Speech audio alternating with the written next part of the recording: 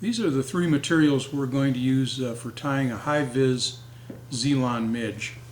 And the Zelon midge, I think, is the singular most effective dry midge, cripple midge, stillborn midge, if you will, pattern on the market today. It's so easy to tie.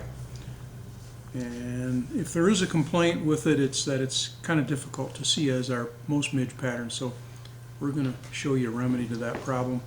We start on a TMC 2488 hook. We're going to tie a shuck of Zelon, dyed midge gray, straight Zelon. And the abdomen to this pattern is going to be our working thread, which in this case is 8/0 uni thread. Again,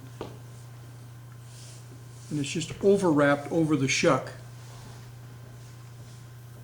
Now we're going to figure eight on a wing of midge gray Zelon. And you can use dark dun Zelon, you can use light dun, but our preference is a midge gray dyed Zelon. Now sweep that wing back and trim it to length. And I like to trim it fairly short and trim it right off at the point, pull it back and trim it off right where you started your shuck, right at that tie-in point. Next we're going to use our midge black Zelon to form a little thorax.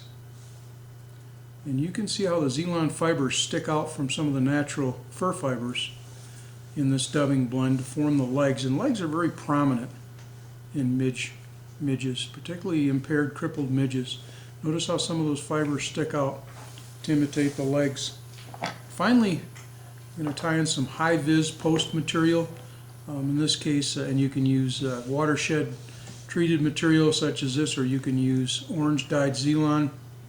And just tie that material on, leaving you have to leave enough room right behind the hook eye to tie this in.